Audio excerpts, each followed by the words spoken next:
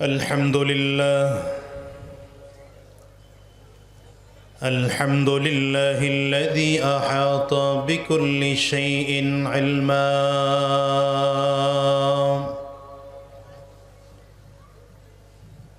وقضى بما يريد حكمة وحكما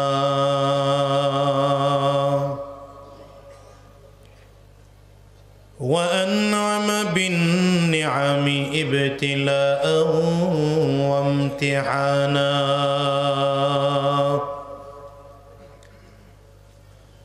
ونشهد أن لا إله إلا الله وحده لا شريك له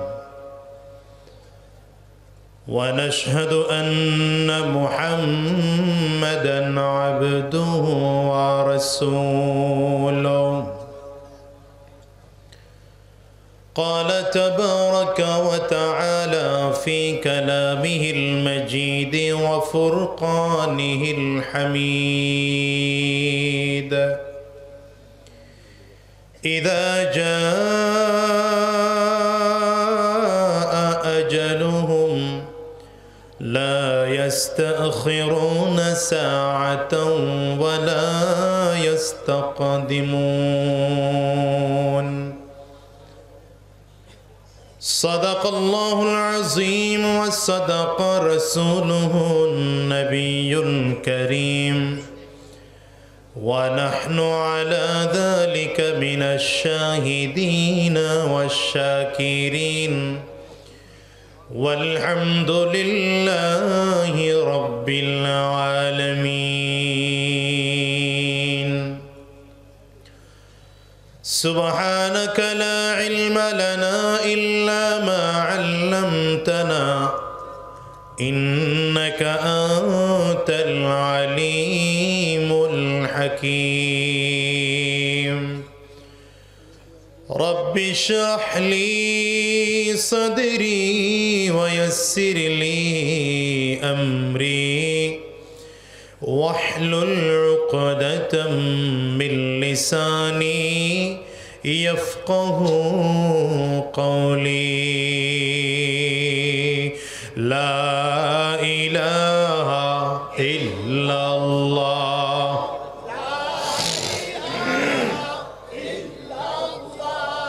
لا إله إلا الله لا إله إلا الله لا إله إلا الله لا إله إلا الله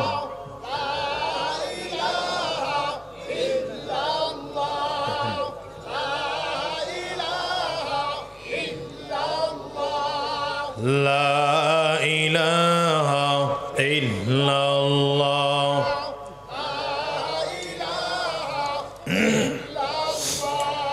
لا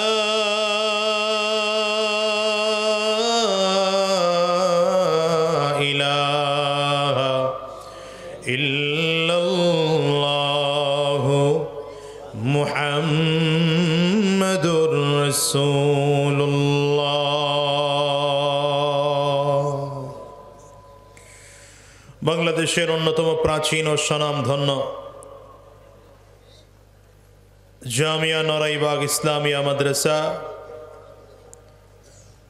অত্র মাদ্রাসার উদ্যোগে সকল কবরবাসীর মাগফিরাত কামনায়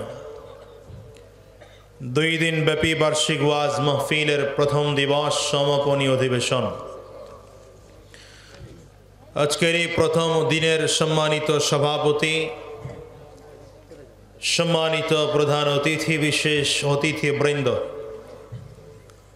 মঞ্চে উপস্থিত হযরত উলামায়ে কেরাম সম্মুখপানে সমবেত দিন প্রিয় ইসলাম প্রিয় দিনদার ইমানদার মুমিন মুসলমান মর্দ মুজাহিদ ভাইরা মুরব্বী বাবাজিরা যুবক বন্ধুরা কচি কাঁচা মাসুম বাচ্চারা পর্দার অন্তরালে অবস্থানরত সম্মানিত শ্রদ্ধেয় মা ও বোনেরা আল্লাহ পাকের শুকর যে আল্লাহ তাআলা আপনাকে আমাকে অত্যন্ত দয়া করে মায়া করে মহব্বত করে ভালোবেসে আজকের এই কোরআনী মজলিসে জান্নাতি বাগানে ঈমানদারদের মজলিসে আল্লাহ ওয়ালাদের মজলিসে বিশেষ করে আল্লাহ পাকের যাকিরিন ও শাকিরিন বান্দাদের মজলিসে যে রব্বে করিম মৌলা করিম আপনাকে আমাকে আসার বসার তৌফিক দান করেছেন, সে মহান রব্বুল ইজ্জত ওয়াল জালালের দরবারে শুকর আদায় করি।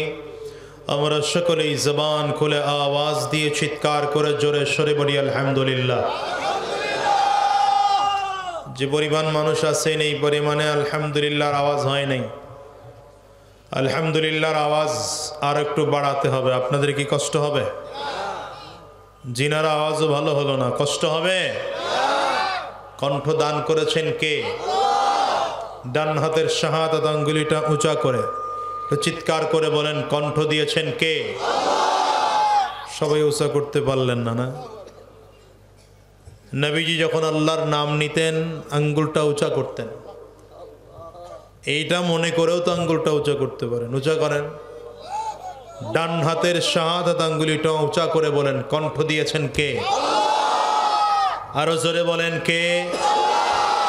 কণ্ঠ যদি আল্লাহ তাআলা দান করে থাকেন তাহলে কণ্ঠের মালিক কে? আবার সবাই উঁচা করে বলেন, কণ্ঠের মালিক যদি আল্লাহ তাআলা হয়ে থাকেন, কণ্ঠে যদি আল্লাহ তাআলা দান করে থাকেন, তাহলে আপনার আমার কণ্ঠের সর্বোচ্চ আওয়াজ পাওনাদার কে? হয়নি আওয়াজ? আরো জোরে বলেন, চিৎকার করে আরো জোরে বলেন। সকলে প্রাণ খুলে মন খুলে কণ্ঠ উজাড় করে ঈমানে আওয়াজকে উঁচু করে চিৎকার করে জোরে বলুন আলহামদুলিল্লাহ। খুশি না বেজার? দ্বীনি মাহফিলে আসলে খারাপ লাগে না ভালো লাগে? একদল মানুষ আছে তাদের কাছে ভালো লাগে না, কথা কান লাগে। এখন হয়তো কিছু বলতে পারে না তাই ভিতরে ভিতরে জ্বলে, নিয়ে যাও। এখন হয়তো কিছু বলতে পারে না তাই ভিতরে ভিতরে জ্বলে। যখন বলতে পারছে তখন মাহফিল বন্ধ করে দিছে, ঠিক না? এই ভাইয়ের মোবাইলের কথা বলাটা বেশি জরুরি, এটা রাখুক, এরপর আমি শুরু করি। শেষ হয়েছে ভাই? মাশাআল্লাহ। আর কারো জরুরি নাই তো মোবাইলের কথা বলার? আচ্ছা, একটু সময় দিলাম, মোবাইলে কথা বলে নেন। তাহলে সবার মোবাইলগুলো একটু সাইলেন্ট রাখতে হবে কিছুক্ষণের জন্য, ঠিক আছে? টিকিট পাওয়ার ভালো পাই না, সবাই পারবেন? আমার একটু বদ অভ্যাস, এটা বদ অভ্যাসও বলতে পারেন, ভালো অভ্যাসও বলতে পারেন। একজন মানুষ এলোমেলো করলে এটা আমি আমার তবিয়তের সাথে মিলাইতে পারি না। আমার কথা হচ্ছে এটা একটা ক্লাসরুম। এখন এই পুরো প্যান্ডেলটা ক্লাসরুম, এখানে ক্লাস হচ্ছে। এখানে কি হচ্ছে? আমি যদিও উস্তাদ না, উস্তাদ হওয়ার যোগ্যও না, কিন্তু আমাকে উস্তাদের চেয়ারে বসাইছেন। আমি মাঝে মাঝে বলি যে এই চেয়ারগুলোতে আসলে আমরা বসার যোগ্যতা রাখি না। বসছি কেন? কাব্বারানি মাউতুল কুবারা, বড়রা যে জমিন থেকে বিদায় হয়ে গেছেন এই জন্য আমরা ছোটরা এসে চেয়ার দখল করছি। মূলত এমন কোন চেয়ারে বসে শেখুল হাদিস আল্লামা আজিজুল হক রহমতুল্লাহ আলাই বয়ান করতেন, এমন কোন চেয়ারে বসে মুফতি ফজলুল হক আমিনী রহমতুল্লাহ আলাই কথা বলতেন, এমন কোন চেয়ারে বসে হাফিজ হুজুর রহমতুল্লাহ আলাই বয়ান করতেন, এমন কোন চেয়ারে বসে সদর সাহেব হুজুর রহমতুল্লাহ আলাই বয়ান করতেন, এমন কোন চেয়ারে বসে কুতুবুল আলম সৈয়দ ফজলুল করিম রহমতুল্লাহ আলাই আলোচনা করতেন, এমন কোন চেয়ারে বসে শাইখুল ইসলাম আল্লামা শাহ আহমদ শফি রহমতুল্লাহ আলাই কথা বলতেন, এমন কোন চেয়ারে বসে আল্লামা জুনাইদ বাবু নগরী রহমতুল্লাহ আলাই বয়ান করতেন। বড়রা নাই, আর এক এক করে করে দুনিয়ার নিয়ম এইটা, বড়রা ধীরে ধীরে ধীরে ধীরে জমিন থেকে বিদায় হয়ে যাচ্ছে। বড়রা বিদায়, এই জন্য আমরা এসে সকল চেয়ারে বসছি। কথা বুঝতেছেন? এই চেয়ারটাতে কেউ না বসলে এটা সরাই দিলে ভালো হয়, সরাই পিছনে দিয়ে দেন, শুধু শুধু পরিবেশ নষ্ট হয়। গোটা পৃথিবী চলতেছে এইভাবে। এখন যেমন আপনারা আমাদের কাছ থেকে দিন শিখতেছেন, দিনের কথা শুনতেছেন, তাহলে এই জায়গাটা শুধু মাহফিল না, এই জায়গাটা এখন দ্বীনি মজলিসের ক্লাস হচ্ছে, দর্স হচ্ছে। এই জন্য নবীজি এই জায়গার বরকত বর্ণনা করেছেন, হাফাতহুমুল মালাইকা। পুরো জায়গাটায় আল্লাহর ফেরেশতারা বেষ্টন করে দাঁড়িয়ে আছে। নবী বলেন ওয়া নাযালাত আলাইহিমুস সাকিনা। আমরা চোখে দেখি না তাই বুঝি না, নবীজি বলেন যে এই জায়গাটা এখন আল্লাহ তাআলা শান্তির বৃষ্টি বর্ষণ করছেন। নবীজি হাদিসের শেষ ভাগে এসে বলেন গাশিয়াতহুমুর রাহমা। এই জায়গাটাকে আল্লাহ তাআলা এখন রহমতের চাদর দিয়ে আবৃত করে রাখছেন। এই জায়গাটা খুব দামি জায়গা। এখন এটা ওই সাধারণ মাঠ না, এখন এটা জান্নাতের বাগান। বলেন এখন এটা কি?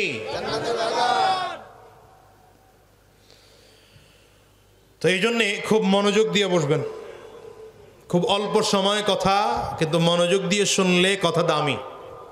ছেলে মোবাইল নিছিস কেনাতে? তোর মোবাইল লওয়ার বয়স হয়েছে?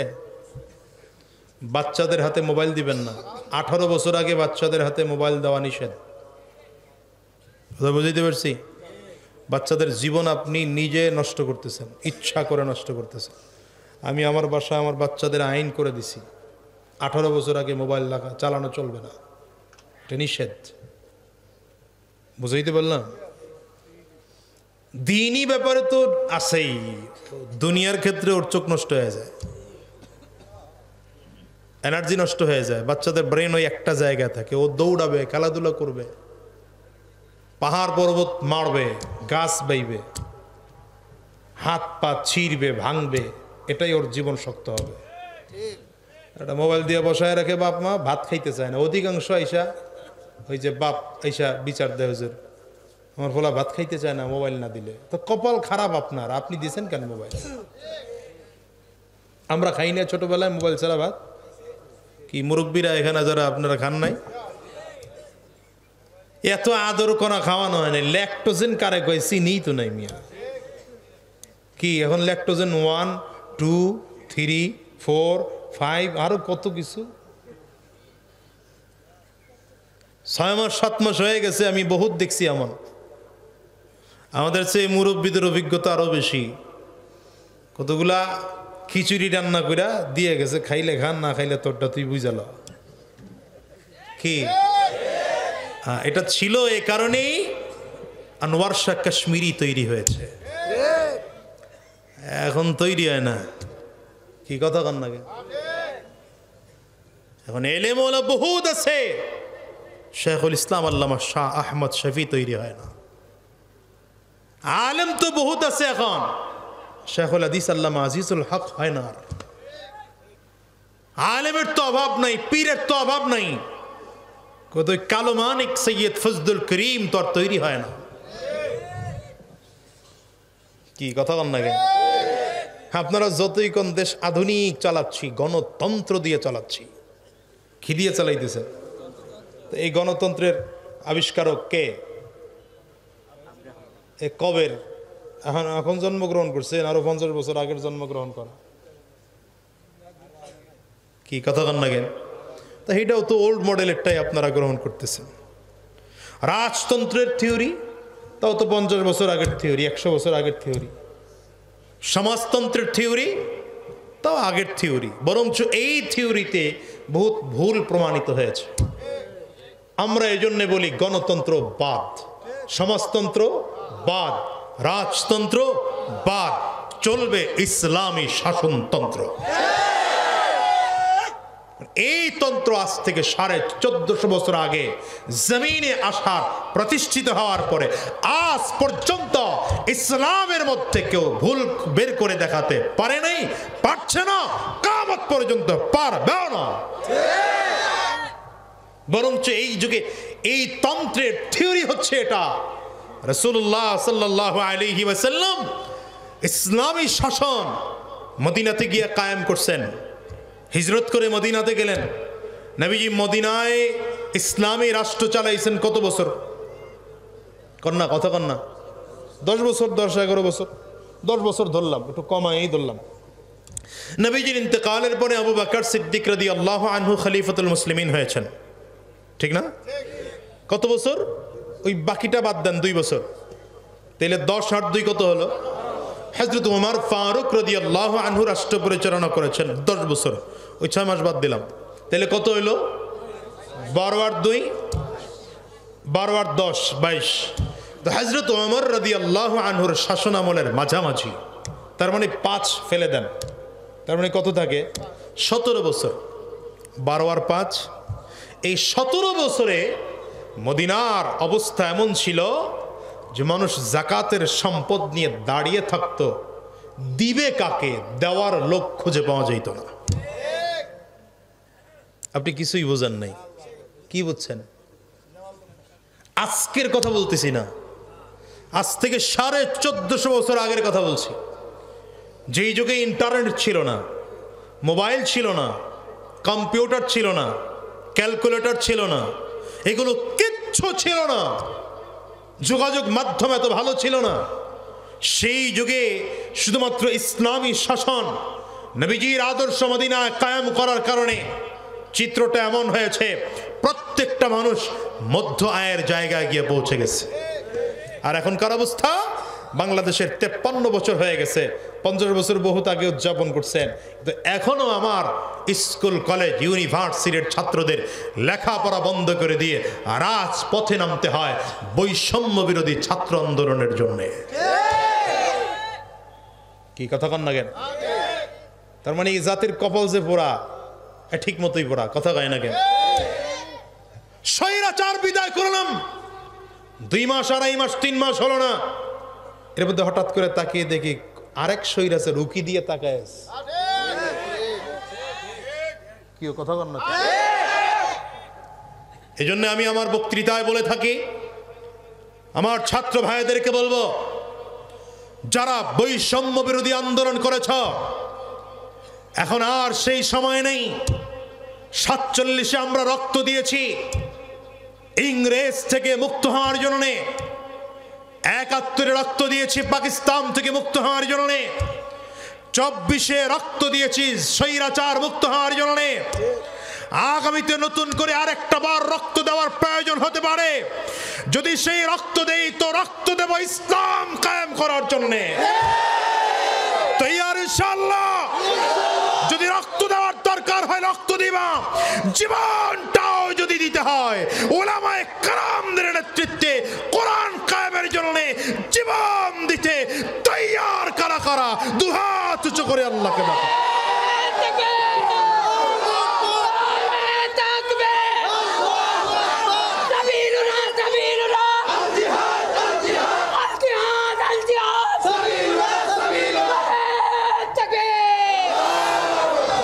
কারণ যতদিন ইসলাম এদেশে কায়েম না হবে, ততদিন এদেশ থেকে বৈষম্য কোনো দিন যাবে না, কোনো দিন যাবে না, হাজারো চেষ্টা করলেও যাবে না।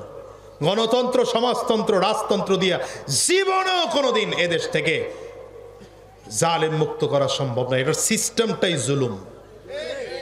আমি মাঝে মাঝে উদাহরণ নিয়ে বলি, আপনাদের এই যে নদী কাছে না, নদীর মধ্যে জাহাজ চলে, ট্রলার চলে, লঞ্চ চলে, জাহাজের উপরে সাইলেঞ্জারটা উপরে দেওয়া থাকে, সাইলেঞ্জারটা প্রচণ্ড গরম থাকে।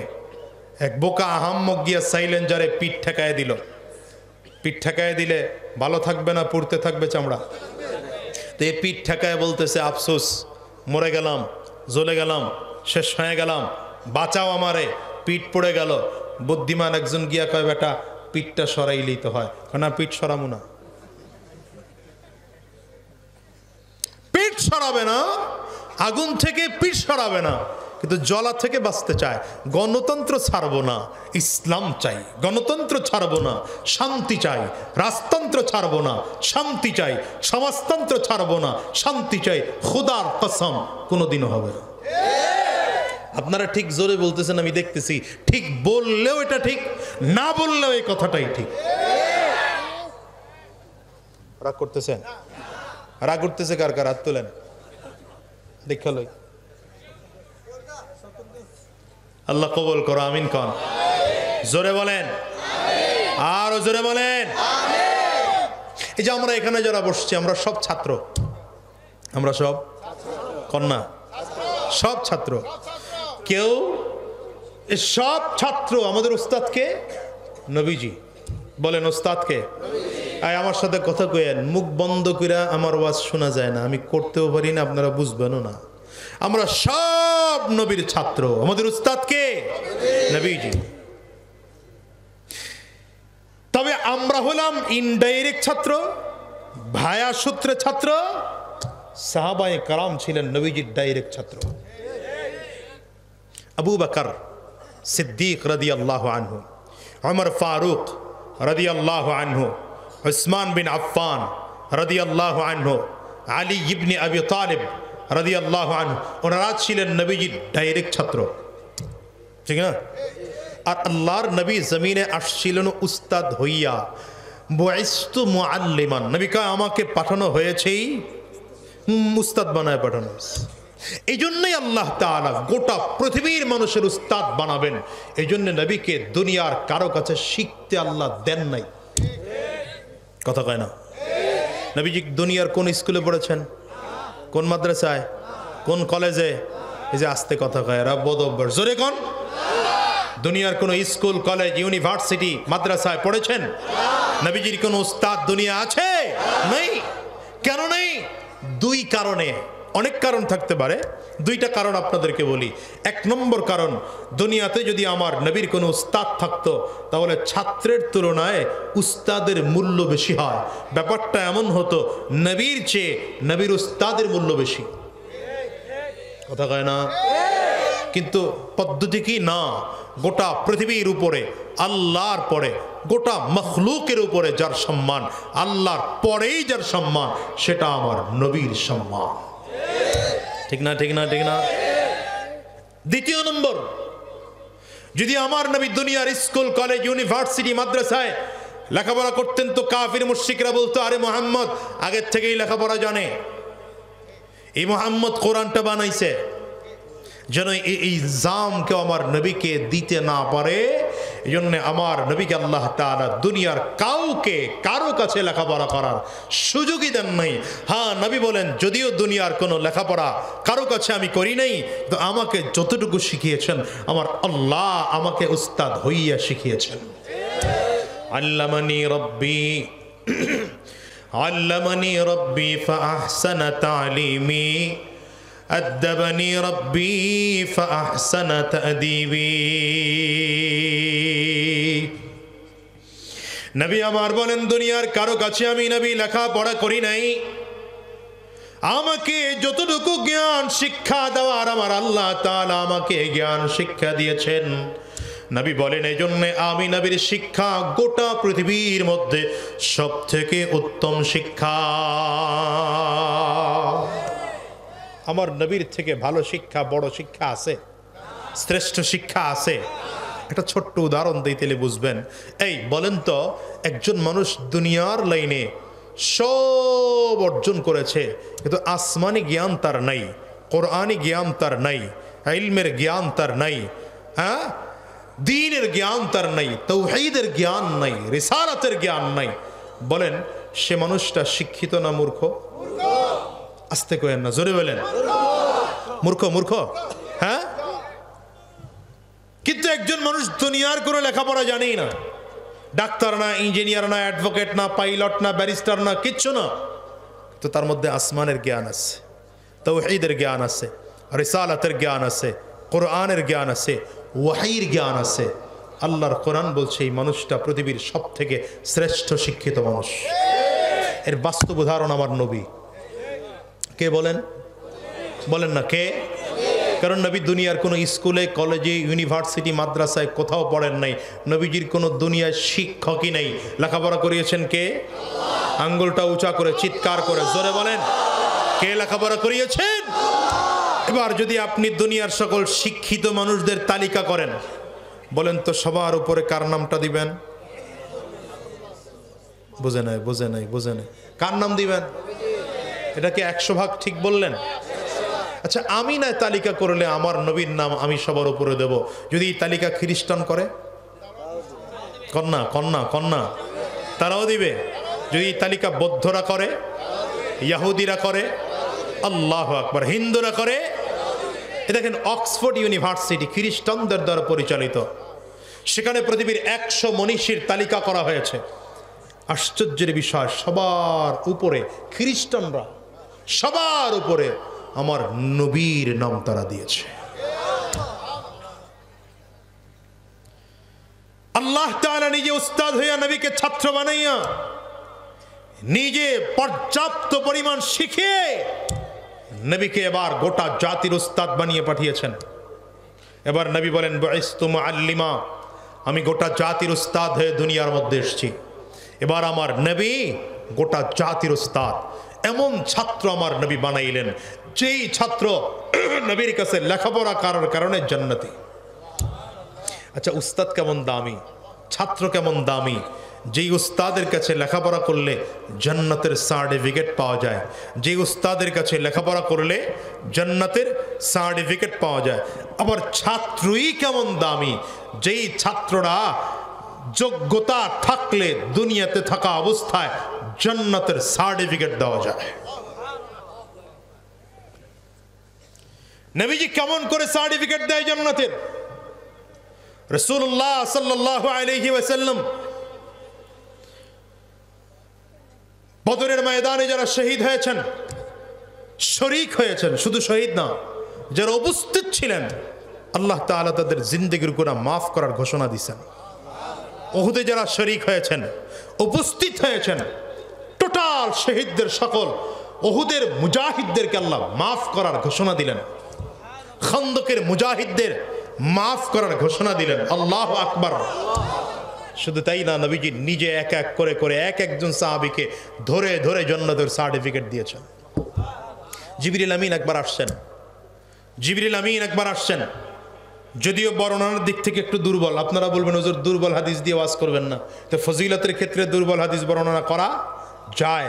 সহি হাদিস হলো সেই ক্ষেত্রে মাসআলা প্রমাণ, মাসআলা ইস্তেমবাত করার ক্ষেত্রে সহি হাদিস দলিল লাগে, কিন্তু কোনো বিষয়ের ফজিলত বর্ণনা করতে জয়ীফ হাদিস বর্ণনা করা যায়। আবু বকর সিদ্দিক রাদিয়াল্লাহু আনহু নবীজির প্রথম কালিমা পড়নেওয়ালা মুসলমান, ঠিক না? কথা কন্যাকে জিবরিল আমিন একবার আসছেন নবীর কাছে। নবীজি তাকায় দেখেন জিবরিল আমিনের পরনের জুব্বাটা ছালার চটের জুব্বা। এই কই যায়?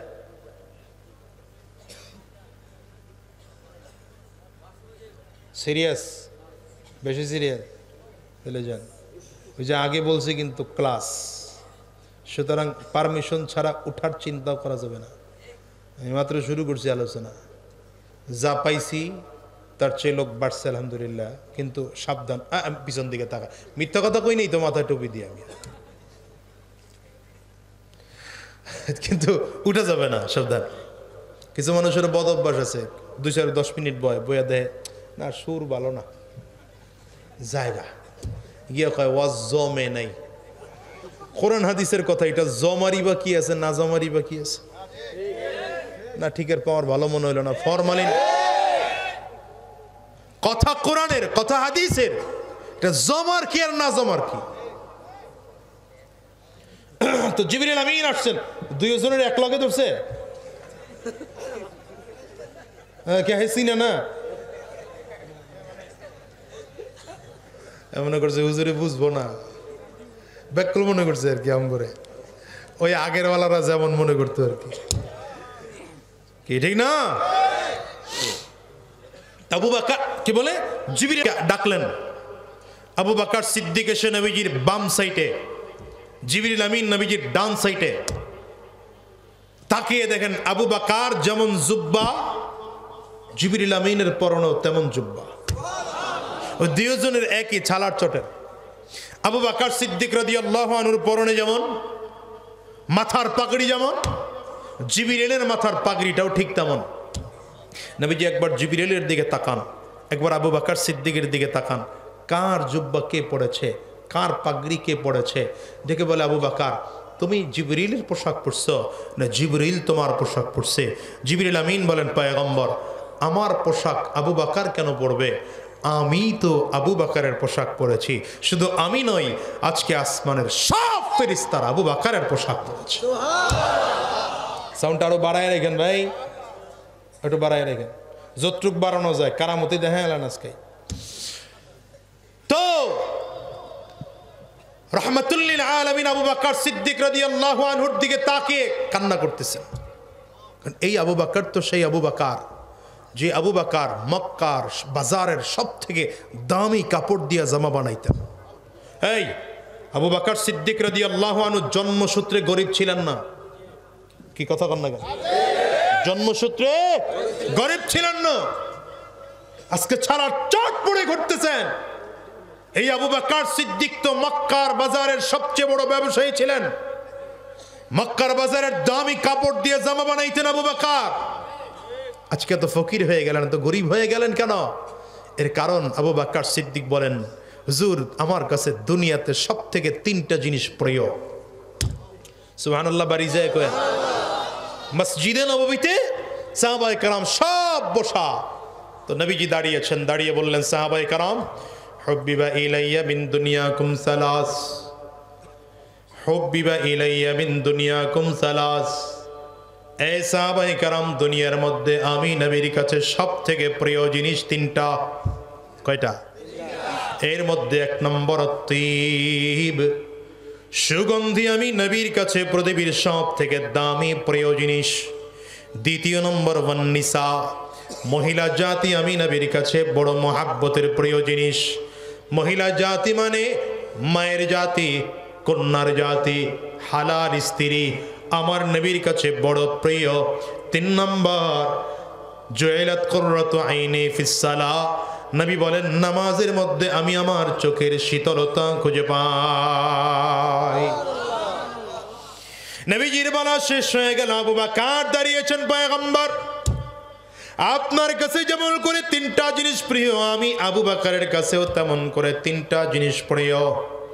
এর মধ্যে এক নম্বর প্রিয় আন-নাজরু ইলা ওয়াজহি রাসূলিল্লাহ, পয়গম্বর আপনার সুন্দর চেহারার দিকে তাকিয়ে থাকা আমি আবু বকরের কাছে সব থেকে প্রিয়। এক নম্বর। দ্বিতীয় নম্বর ইনফাকু মালি আলা রাসূলিল্লাহ, আমার যত সম্পদ আছে সব সম্পদগুলো আপনার জন্য খরচ করা আমার কাছে প্রিয়। আবু বকর বলেন পয়গম্বর আমার তিন নম্বর প্রিয়, আমার একটা বাচ্চা মেয়ে আছে, নাম তার আয়েশা, আমার বারবার করে মনটায় চায় আমার এই আয়েশাকে আপনার কাছে বিয়ে দেব। নবী আমার প্রস্তাব শুনে হ্যাঁও বলেন না, নাও বলেন না, চুপচাপ করে বসা আছেন। হঠাৎ করে কিছুক্ষণের মধ্যে জিবরিল আমিন নামছেন আসমান থেকে, রেশমি একটা রুমাল নিয়ে নেমেছেন জিবরিল আমিন। নবীজির হাতে রেশমি রুমালটা দিয়ে বললেন পয়গম্বর এই রেশমি রুমালটার মধ্যে নাকি একটা মেয়ের ছবি আছে। আল্লাহ তাআলা বলেছেন মেয়েটাকে যদি পছন্দ হয় বিয়ের প্রস্তাব আমার আল্লাহ নিজে দিয়ে পাঠাইছে।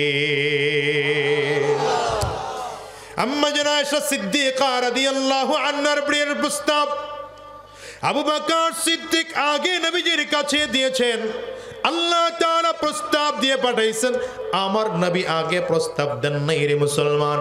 এরপরেও যদি আজকে 1450 বছর পরে এসে কোন বদমাশ যদি আমার নবীকে নারী লোভী বলে গালি দেয়, আমার নবীকে ধর্ষক বলে গালি দেয়, আমার নবীকে লুচ্চা নবী বলে গালি দেয়, বুঝতে হবে ওর মাথায় কুকুর পেশাব করেছে, বাংলার জমিনে বসবাস করার অধিকার ওর না।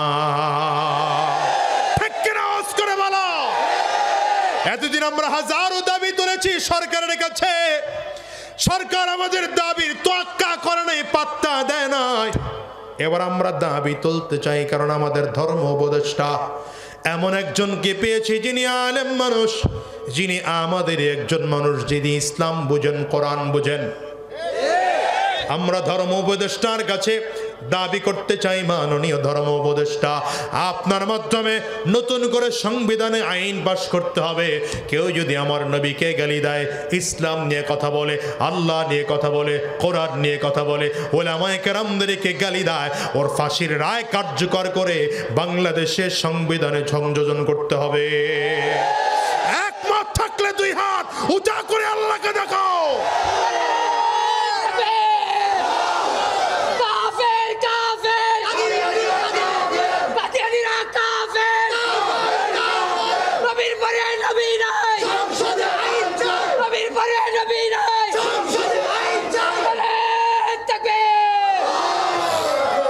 এই স্লোগানে আরেক ওয়াজ মনে পড়ে গেল, কর্ম ফিতনা চারিদিক থেকে শুরু হয়েছে। এক ফিতনা হলো নবীজির গালি দেওয়ার ফিতনা। এই ভালো করে মনে রাখেন, ফিতনাটা নতুন, নবীরে গালি দেওয়ার ফিতনা কিন্তু আগের না। এই ভালো করে বুঝেন, আমার নবীকে মক্কার কাফিররা পাগল বলেছে, জাদুকর বলেছে, কবি বলেছে, গণক বলেছে, কিন্তু চরিত্রহীন বলার সাহস কেউ দেখায় না। মক্কার কাফির মুশরিকরা আমার নবীকে সাদিক বলে উপাধি দিয়েছে, মাসদুক বলে উপাধি দিয়েছে, আমিন বলে উপাধি দিয়েছে। কারণ নবীজির মতো বিশ্বাসী মানুষ, নবীজির মতো চরিত্রবান মানুষ, নবীজির মতো আদর্শবান মানুষ গোটা পৃথিবীতে কেউ ছিল না, এখনো নাই, কিয়ামত পর্যন্ত আসবে না। এটা কাফিরদের স্বীকৃতি, কাফিরদের স্বীকৃতি। এই জন্য আপনি ইতিহাস খুঁজতে পাবেন না যে আবু জাহাল, আবু লাহাব, উতবা, সাহেবা, উবাই, উমাইয়া, মক্কার কাফির মুশরিকরা আমার নবীর বহু গালি দিলেও এই চরিত্র নিয়ে গালি দিতে পারে নাই। কি কথা কন না কেন? শুধু তাই না, আম্মা জান আয়েশা সিদ্দিকা রাদিয়াল্লাহু আনহার 6 বছর বয়সে নবীজি বিয়ে করেছেন, 9 বছর বয়সে নবীজির ঘরে গিয়েছেন। এই ব্যাপারে কাফির মুশরিকদের কোনো প্রশ্ন ছিল না। সেই যুগের কাফির মুশরিকের কোনো প্রশ্ন ছিল না। এমনকি আম্মা জানের অন্যান্য সতীন যারা আছেন, নবীজির অন্যান্য বিবি, আমাদের মুমিনদের মা, তাদের আপত্তি ছিল। স্বয়ং আবু বকর সিদ্দিক রাদিয়াল্লাহু আনহুর আপত্তি ছিল। হাফসা রাদিয়াল্লাহু আনহার বাবা হযরত ওমর ফারুক রাদিয়াল্লাহু আনহু ছিল না তার আপত্তি। আলী রাদিয়াল্লাহু আনহু জামাই, তার আপত্তি ছিল না। ওসমান বিন আফফান নবীজির এক মেয়ে বিয়ের মারা যাওয়ার পরে আরেক মেয়ে বিয়ে দিয়েছেন। নবীজির দ্বিতীয় মেয়ে ইন্তেকালের পরে নবী বলেন, আমার যদি আরেক মেয়ে থাকতো আমি ওসমানের কাছে বিয়ে দিতাম। কই ওসমান বিন আফফানের তো আপত্তি ছিল না। এই কারণেই তো 1400 বছর ধরে নবীজির চরিত্রের ব্যাপারে কেন অল্প বয়সী মেয়েকে বিয়ে করেছেন এ নিয়ে প্রশ্নের জবাব দেওয়ার প্রয়োজন হয়নি। আপনি বুখারী খুঁজেন, পুরো বুখারী খুঁজলে আপনি পাবেন না যে নবীজির এই কি বলে অল্প বয়সী মেয়েকে কেন বিয়ে করলেন এই বিষয়ে কোনো বাব কায়েম করা হয়েছে। মুসলিমে নাই, নাসাইতে নাই, তিরমিজিতে নাই, আবু দাউদে নাই, কোনো হাদিসের কিতাবে নাই। কেন না? এর কারণ কি?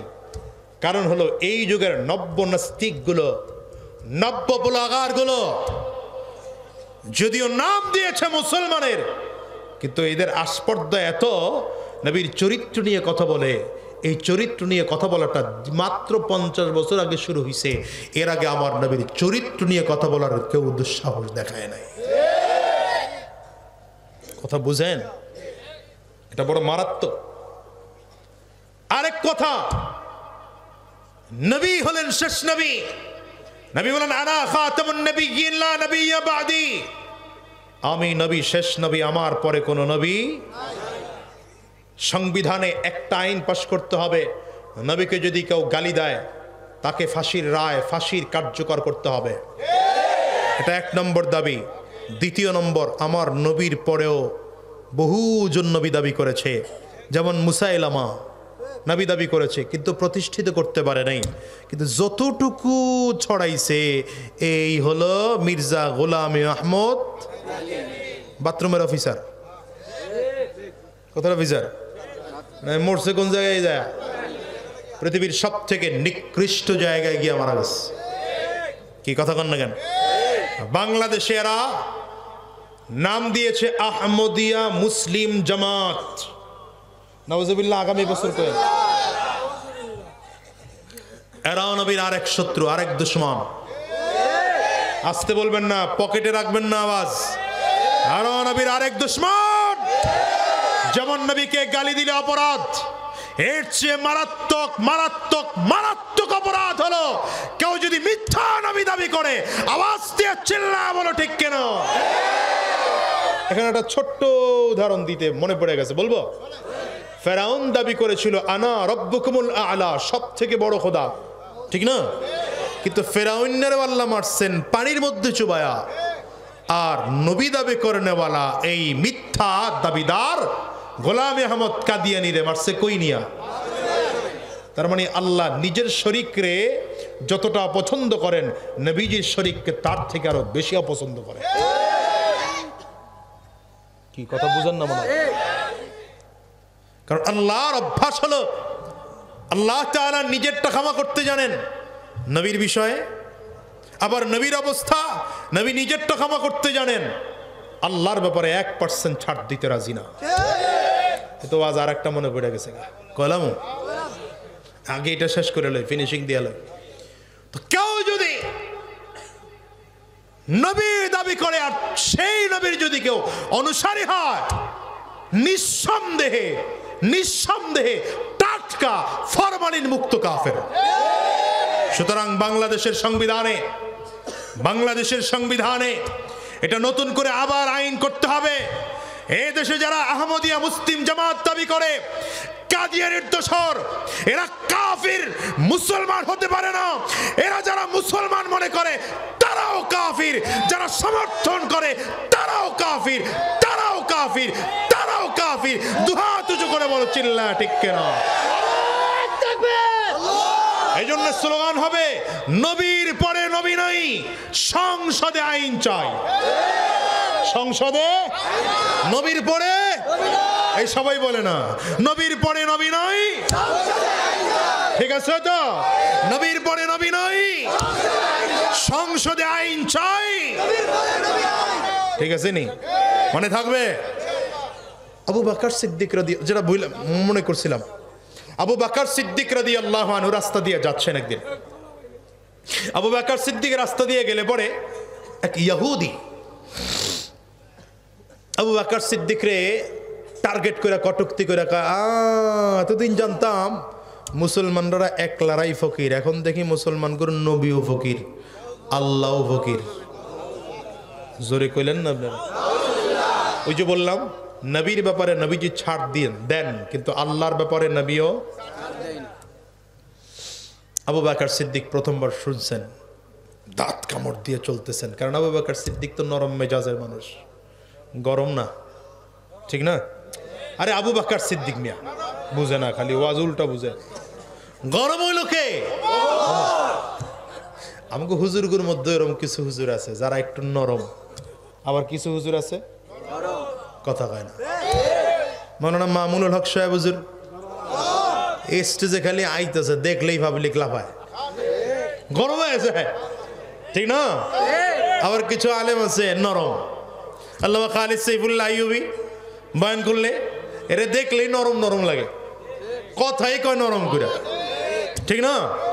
চরমনাই শায়েখ চরমনাই মুফতি সৈয়দ ফয়জুল করিম দেখলেই মনে হয় বাঘের বাচ্চাটা যাইতেছে, কিন্তু পীর সাহেব চরমনাই ভেতর থেকে এত কঠিন, কিন্তু বাহিরে দেখলে মনে হয় নরম। এটা এক এক মানুষকে আল্লাহ এক এক মেজাজ দিয়ে বানাইছে। আবু বকর সিদ্দিক রাদিয়াল্লাহু আনহু ছিলেন নরম, ওমর ফারুক ছিলেন। আবু বকর সিদ্দিক তো নরম মানুষ, গালি শুনছেন তো কিচ্ছু করে না, চুপচাপ যাইতেছে গা। কাফিরটা আবার কয়, এই এতদিন মনে করছি মুসলমানরা ফকির, এখন দেখি মুসলমানের নবীও ফকির, আল্লাহও ফকির। কয়বার হইল?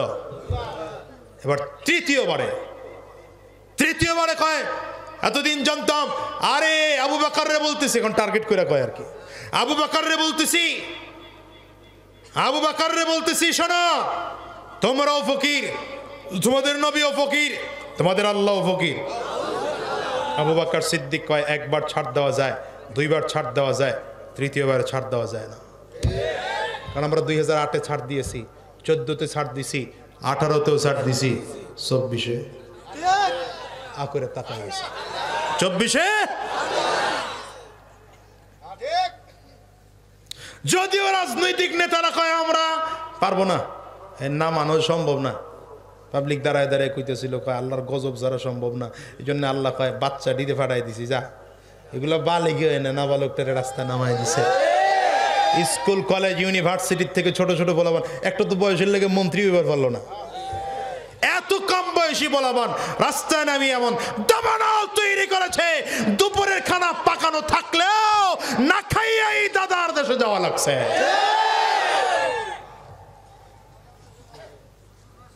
বুঝেন নাই মনে হয় না? বাকি কার কোথায় গেছে আপনারা হিসাব করে লয়ে লয়ে আমি কয়ে লাইছি আমার ভাইরা। তো আবু বকর সিদ্দিক রাদিয়াল্লাহু আনহু একবার ছাড় দিয়েছেন, দ্বিতীয়বার দিয়েছেন, তৃতীয়বারে মেজাজ এমন গরম হয়ে গেল, এক থাপ্পড় দিয়েছেন ইহুদিরে। থাপ্পড় একটা দিলে ঘুরতে ঘুরতে গিয়া রাস্তার পাশে ড্রেনের মধ্যে গিয়ে পড়ে গেছে। পইরা ইহুদি দাঁড়ায় রইছে, মুসলমান গর থাপ্পড় তো এটা এত সহজ না মিয়া, এটা বড় কঠিন, এটা ওজন আছে মিয়া। থাপ্পড়ের কি আছে কথা কন না কেন? এইটা বিমান কামান ক্ষেপণাস্ত্র পিস্তল বুলেট গুলি ফেল করে বালায়। মুসা আলাইহিস সালামের এক থাপ্পড়ে গোলাম একটা মরে গেছে, এক থাপ্পড় দিয়েছে গেলে কি বুঝালো এন, এটা বুঝালো এন গেলে হুজুর করে এত ব্যাবলা মনে করেন না গেলে। হুজুর করে খালি সাদা সিদের দেখেন তো 50 টাকার টুপি মাথায় দিছে মনে করছেন হুজুর আর বুঝে কি? তোমার বুঝ সেখানে শেষ, মনে রেখো হুজুর করে বুঝ সেখান থেকে শুরু। মন থেকে ঠিক কইতে পারেন নাই, বুঝি তো হুজুর করে বুঝো এখান থেকে শুরু। আমি মাঝে মাঝে বলি যে মাত্র 6 মাসের রাজনীতিতে চেয়ারম্যান হয়েছি, 6 মাসের। আমার লাগে যেটা ওই দলের ছিল আর কি, থাক না আমার দরকার নাই আর কর, যেটা গেছে গা এটা লইয়া খবর দরকার আছে।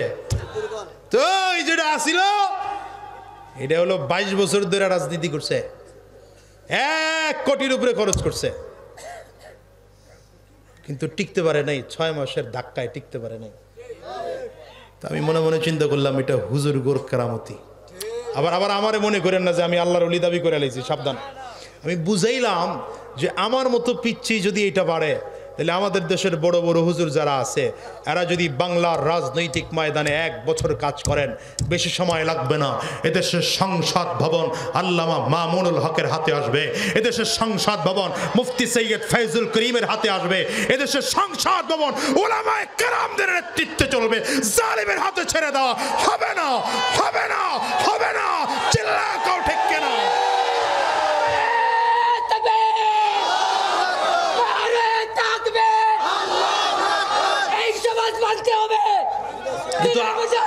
কিন্তু আপনাদের সমস্যা একটা, হুজুররা রাজনীতিতে দাঁড়াইলে আপনাদের চান্দি গরম হয়ে যায়। কি কথা কন না কেন? হুজুরেরা রাজনীতি করবে কেন? এই বেটা হুজুররা রাজনীতি করবে না, করবে চোরেরা, ডাকাতেরা। কথা বলেন না কেন? আমি তো বলি এদেশে রাজনীতি করার অধিকার একমাত্র উলামায়ে কেরামদেরই আছে, খোদার কসম আর কারো না।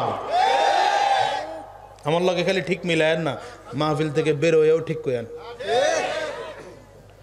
এই জোয়ান নেডি আসো তো হাই কো এই লোক কই যায়? এই লালগঞ্জি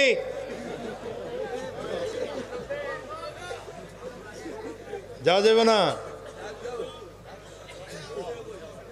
কয়টা? 11:30 বাজে না? বুঝবিল্লা আমি তো মনে করছি কম বাজে মনে। তাহলে ছাইরা দে হুজুর, মোনাজাত দিয়ালে।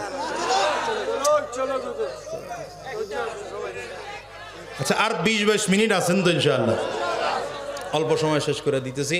আগামীকালকের আবার মাহফিল আছে না, আপনাদেরও তো ব্যস্ততা আছে বুঝি, আবার আপনারা যা ব্যস্ত তার চেয়ে আমরা বেশি ব্যস্ত না। আমি যত কম কইতে পারি এটা আমার লাভ।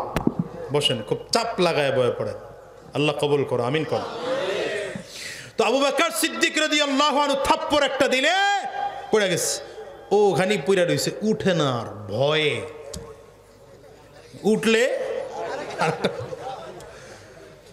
আবু বকর সিদ্দিক বুঝছেন যে না আর উঠবে টুটবে না, গেছে গা। গেলে পরে এই বদমাশ কত বড় খারাপ, ঘুইরা নবীজির কাছে গেছে।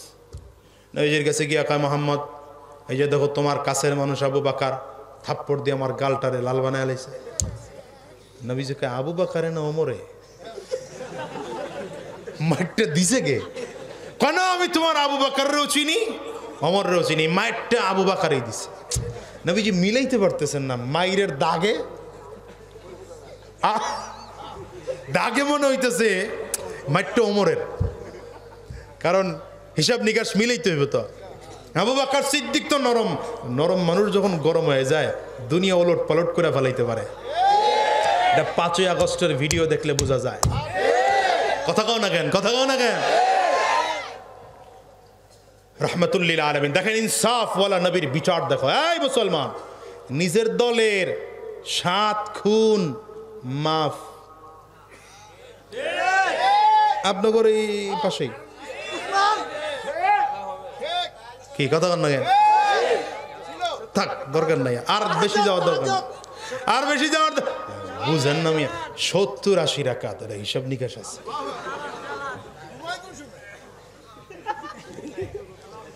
আল্লাহ কি ধুইয়া কি ওয়াজ করতেছি, পাবলিক চিন্তা করতেছে। কিছু মানুষের মন খারাপ হয়ে যেতেছে, চেহারার কালার পরিবর্তন, ডিসকালার হয়ে যেতেছে।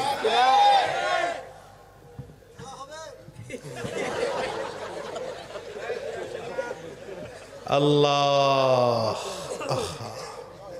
এই জাতীয় চিন্তা করছে যে এদের ব্যাপারে ওপেন কথা বলবো। আল্লাহ দেখাইছেন খেলা, অতিরিক্ত লাফায়ও না, আমি চাইলে জবর জের করে দিতে পারি। সকালবেলা বিশাল রাজত্ব নিয়ে বসেছ, দুপুরের ভাত খাওয়ার টাইম দেব না আমি। আল্লাহ এটা পারেন, আল্লাহ পারেন। ফেরাউন কে যে আল্লাহ সুবায় মারছে নদীর মধ্যে, নমরুদ্দারে আল্লাহ মশার কামড় দিয়ে মারছে, আল্লাহ ওটা দেখাইছেন যে আমি আল্লাহ এটাও পারি। বুঝেননি, বুঝেননি কথা? যাক, এদিকে লম্বা সময় দেব না, মূল কথায় যাই। কি বললাম তাইলে? রহমতুল্লিল আলামিনের ইনসাফওয়ালা বিচার। এই আবু বকর সিদ্দিককে, যে নবীজির হাতে হাত দিয়ে কালিমা পড়া প্রথম মুসলমান, নবীজির ডান হাত। কি কথা কন না কেন? হযরত আবু বকর সিদ্দিক রাদিয়াল্লাহু আনহুর সাথে নবীজির সম্পর্ক মাইয়াতের সম্পর্ক, ওমর ফারুকের সাথে সম্পর্ক নবীর বাদিয়াতের সম্পর্ক। নবী বলেন লাউ কানা বাদি নবিয়্যুন লাকানা উমর, আমার পরে যদি কেউ নবী হতো তাহলে ওমর হতো।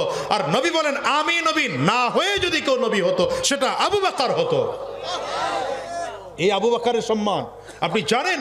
আবু বকর সিদ্দিক রাদিয়াল্লাহু আনহু, এ তো কথায় কথা বাইরে যায়, লম্বা কথা হয়ে গেলে কিছু মনে করেন না, মাফ করে দিয়েন, চুপচাপ থাকেন, অল্প কথা শেষ করব। নবীজি যখন প্রথম নবুয়ত প্রাপ্ত হলেন, আম্মা জান খাদিজা রাদিয়াল্লাহু আনহা প্রথম কালিমা পড়ে মুসলমান হয়েছেন। দ্বিতীয় দিন আবু বকর সিদ্দিক রাদিয়াল্লাহু আনহুর সাথে সাক্ষাৎ, কারণ ব্যবসায়িক সফরে বাহিরে ছিলেন, ডেকে বলেন আবু বকর আমি তো নবুয়ত প্রাপ্ত হলাম। আবু বকর সিদ্দিক নবীজির দিকে তাকায় আছেন একটা কথা শোনার জন্যে। নবীজি বলেন আবু বকর 22 বছর আগের কথা মনে করো তো।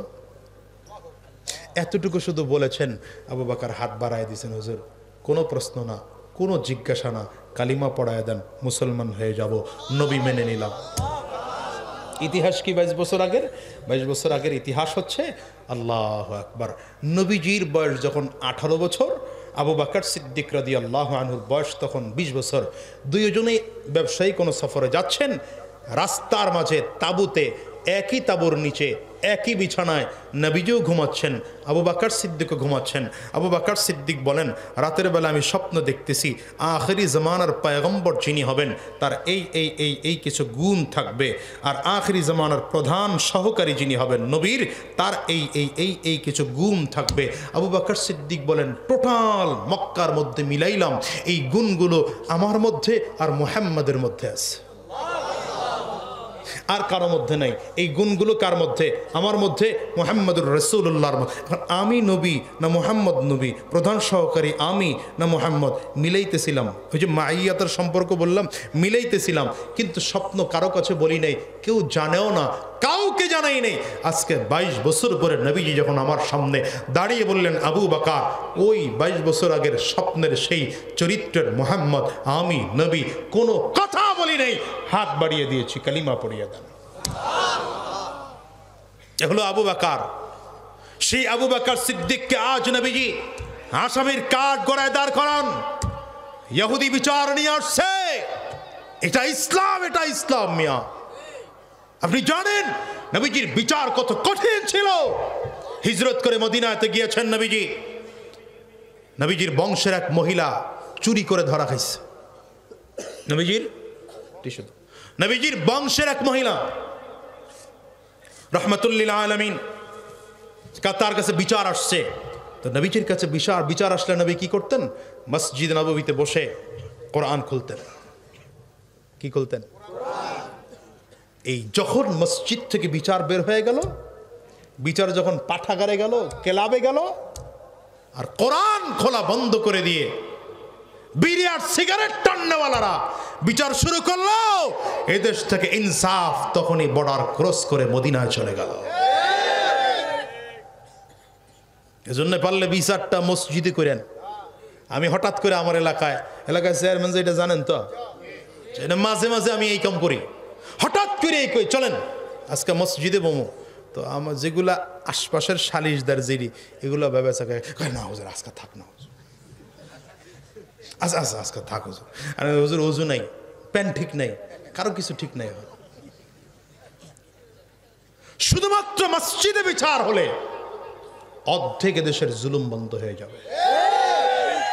ও সাক্ষী তো মিথ্যা দিতেই পারবে না, ও তো মসজিদে বসা। কি কথা কন না গে? আলাদা জজ কোর্ট বানাইছো, সুপ্রিম কোর্ট বানাইছো, কত কিছু বানাইছো, ওই জায়গা তো মিথ্যা রাখা। কারণ যেইখানে জজের সামনে দাঁড়িয়ে কোরআন হাতের মধ্যে নিয়ে বলে যা বলিব সত্য বলিব, সত্য বই মিথ্যা বলিব না, এরপরেই কয় আল্লামা দিলওয়ার হোসেন সাঈদী সাহেব ৭১-এর সময় নারীদের নির্যাতন করেছেন, সেই জায়গাটা কেমনে পবিত্র হয় আমাকে বলো। এখন আমরা হুজুররা যদি বলি যে ওটা ভেঙে গুড়িয়ে দাও, তাইলেই তোমরা দেশদ্রোহী মামলা দিবা আমাদের বিরুদ্ধে। পবিত্র জায়গা হয় কি করে বলো? কোরআন শরীফ হাতে নিয়ে কি বলছে? যাহা বলিব সত্য বলিব, সত্য বই মিথ্যা বলিব না। দাঁড়ায় কি কয়? না সাঈদী সাহেব ৭১-এর সময় নারী নির্যাতন করেছে, আল্লামা মামুনুল হক সাহেব নারী ধর্ষণ করেছে, আল্লামা খালিদ সাইফুল্লাহ আইয়ুবী গুলিস্তানে ককটেল নিক্ষেপ করেছে। আমার উস্তাদ এই যে মাদানীনগর মাদ্রাসার নায়েবে মুহতামিম মৌলানা আল্লামা আলী আকবর সাহেব হুজুরের বিরুদ্ধে মামলা দেওয়া হলো। কি দেখানো হলো? এই কি বলে রমনা বটমূলে হামলা করেছে। আমি হুজুরের জিজ্ঞাসা করলাম, হুজুর আপনি রমনা বটমূল গেলেন কেন? আমি গেলাম কই, চিনিই তো না। আসলে হুজুরকে যারা চিনেন ছাত্র আছেন কিনা মাদানীনগরের জানি না। হুজুর এমন একজন বুজুর্গ মানুষ, মাদ্রাসার ঘর, এর বাইরে হুজুরের যাতায়াতই কম। এক এক করে করে মামলা দেওয়া হলো। কুয়াকাটার মৌলানা হাফিজুর রহমান সাহেবের বিরুদ্ধে মামলা দেওয়া হলো। কি ইহসান গ্রুপের লক্ষ কোটি টাকা আত্মসাৎ করেছে। পীর সাহেব চরমনার বিরুদ্ধে মামলা দেওয়া হলো, ১০,০০০ টাকা পকেট মারছেন। আহারে, আমার বিরুদ্ধে মামলা ২টা ছিল, একটা গেছে গা আলহামদুলিল্লাহ, আরেকটা আছে। এই ৩ তারিখে একটা হাজিরা দিয়ে এলাম, জজ কইতেছে আরেক হাজিরা দিলে মনে হয় যাইব গা। কি দেখানো হলো? গাছ কেটে নাকি আমার বাড়ি লই আইছি। কার গাছ? হ্যাঁ, তা আমি কইলাম যে গাছ কেটে আমার বাড়ি আনতে আনতে যেই টাইম লাগবে ১ ঘন্টা ওয়াজ করলে দেড়শে বেশি পাম। আহারে জাতি, কি বলবো ওলামায়ে কেরামদেরকে। আমি এই জন্য মাঝে মাঝে বলি, যারা আলেমদেরকে মামলা দিয়েছ, হামলা করেছ, এই ওলামায়ে কেরামদেরকে দেশ থেকে বিতাড়িত করতে চেয়েছ, দিন শেষে তাকিয়ে দেখো তো আমরা বুক টান করে কথা বলছি আলহামদুলিল্লাহ। আজও হাজারো ছোটরা আমাদের কথাগুলো মন্ত্রমুগ্ধের মতো শুনছে। আমরা মাথা উঁচু করে কথা বলি, গলা উঁচু করে কথা বলি। তোমরা যারা মামলা করেছ, হামলা দিয়েছ, কলা পাতার বিছানায় ঘুমাইয়াও তো শেষ বাঁচতে পারো নাই।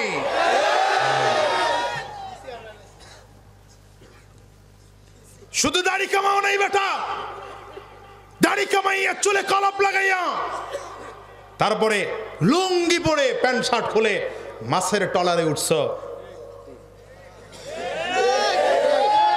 কথা কও না কেন? তো দুনিয়ার শাস্তি, এটা দুনিয়ার শাস্তি। কি কথা কন না কেন?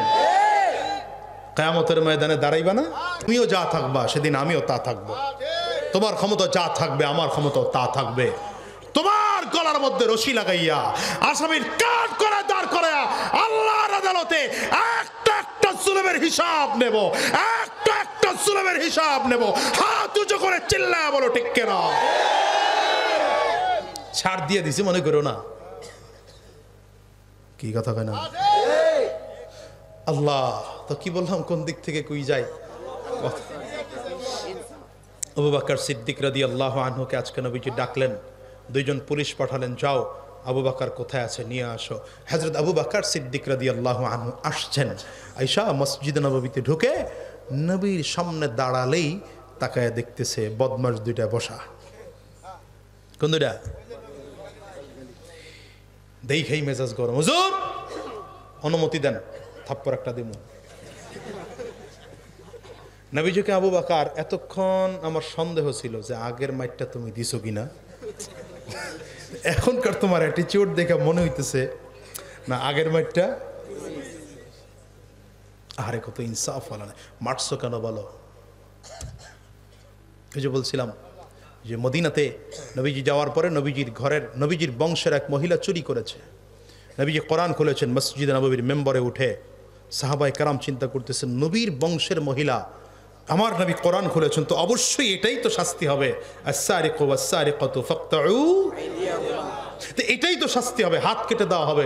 নবীর বংশের মহিলার যদি হাত কাটা হয়, মাত্র আমরা হিজরত করে মদিনায় আসছি, তাইলে তো নবীজির ইজ্জত সম্মান যেমন করে হোক নবীজির কানে পৌঁছাইতে হবে। হুজুর একটু শাস্তিটা কমায় দেন। কে যাবে সুপারিশ করতে? কে যাবে? কেউ সাহস পায় না। আবু বকর সাহস পায় না, ওমর সাহস পায় না, উসমান সাহস পায় না, আলী সাহস পায় না। সবাই মিলে ওই যে যায়েদ ইবনে হারেসার ছেলে উসামা বিন যায়েদ, উসামা ছোট্ট মানুষ তো, নবীজি তাকে বড় মোহাব্বত করে, নিজের নাতি হাসান আর হুসাইনের মতোই করে মোহাব্বত করে, তো পাঠালেন, তুমি যাও, তুমি গিয়া নবীরে বলো এটা যে তার বংশের মহিলা, এই খবরটা নবীজির কাছে পৌঁছাইতে হবে। কিতাবে লেখে হযরত উসামা বিন যায়েদ মসজিদ নববীর সব সাহাবায়ে কেরামদের কাঁধে হাত দিয়ে দিয়ে সাহাবীদের সরিয়ে একদম মেম্বারে চলে আসছে। মেম্বারের উপরে উঠে নবীজির রানের উপরে বসছেন, ছোট্ট মানুষ। নবীজিও তাকে বড় আদর করে নিজের পেটটা নবীজির পেটের সাথে লাগাইছে, নিজের বুকটা নবীজির বুকের সাথে লাগায়া মাথাটা ঠোঁটটা নবীজির কানের কাছে নিছে, নিয়ে বলে, দাদু ভাই শাস্তিটা একটু কমায় দেওয়া যায় না? যেই মহিলারে শাস্তি দিচ্ছেন শুধু আপনার বংশের। এতটুকু কথা বলতে দেরি নবীজির চেহারা লাল হয়ে গেছে, নবীজির রাগের কারণে থরথর করে কাঁপতেছেন। দেখবেন মানুষ যখন অতিরিক্ত রাগ করে, রাগের কারণে কাঁপে। নবীজি রাগের কারণে কাঁপতেছেন, নিজের হাত থেকে ধরে উসামা বিন যায়েদকে এক পাশে রেখে নবীজি দাঁড়িয়েছেন। দাঁড়িয়ে চিৎকার করে বলছেন, কে পাঠিয়েছে উসামাকে বলো, কে পাঠিয়েছে উসামাকে বলো। কথার সর্বশেষ সংক্ষেপ করে বলছি, নবীজি নিজের ভাষায় বলেন, ওয়াল্লাহি লাউ সারাকাত ফাতিমা বিনত মুহাম্মদ লাকাতাতু ইয়াদাহা। এই আমার বংশের মহিলার হাত কাটা নিয়ে তোমরা সুপারিশ করতে আসছো, আরে যদি এমন হতো আমার মেয়ে ফাতেমাও যদি চুরি করে ধরা খাইতো, আমি আমার মেয়ের হাত কেটে ইসলাম কায়েম করতাম। এটা হচ্ছে ইসলামের থিওরি, নবীজির থিওরি। ইনসাফ হচ্ছে এটা। ইনসাফ এটা নয় যে আমার দলের মাফ করে দিলাম, না। আজকে এই আইন দেশে নাই, এ কারণে এদেশে এত চুরি হয়। আপনি ধরেন না, যেই মেম্বারটা চুরি করে ধরা খাইছে ওর হাত কাটেন। একটা চেয়ারম্যানের হাত কাটেন চুরির কারণে, একটা চেয়ারম্যানের হাত কাটবেন 50টা চেয়ারম্যান ভালো হয়ে যাবে। একটা এমপির হাত কাটেন, বাইতুল মুকাররম জাতীয় মসজিদে কোন চেয়ারম্যান চুরি করেছে, কোন মেম্বার চুরি করেছে, এমপি চুরি করেছে, মন্ত্রী চুরি করেছে, কি চুরি করে না? আরো রোডের পরিবর্তে বাস দেয় নাই। ধরেন বাইতুল মুকাররমে নিয়ে যান, মিডিয়ার উপস্থিতিতে, হাজারো লক্ষ মানুষের উপস্থিতিতে আব্দুল মালিক সাহেব দামাত বরকাতুহুমের খেতাবতিতে নামাজ শেষ করে তার উপস্থিতিতে বাইতুল মুকাররম চত্বরে এর হাত কেটে দেন। একটা চেয়ারম্যানের হাত কাটেন, দেখবেন বাকিগুলো এমনি ভালো হয়ে গেছে। আমি 3.5 বছর 4 বছর হয়ে গেল, এখন পর্যন্ত 5 টাকা ইনকাম করার সুযোগ পাইলাম না, আর একজন কোটি টাকার মালিক হয়ে যায়। বিশ্বাস করবেন আপনারা? এই যে আপনারা মাহফিল চিল্লায় পাল্লায়া যাই কিছু কই আর না কই একটা গুছ গাছ দেই তো মোটামুটি যে টাকা পয়সা দেন এটি নিয়ে এলাকা ভাঙা লাগে আরো।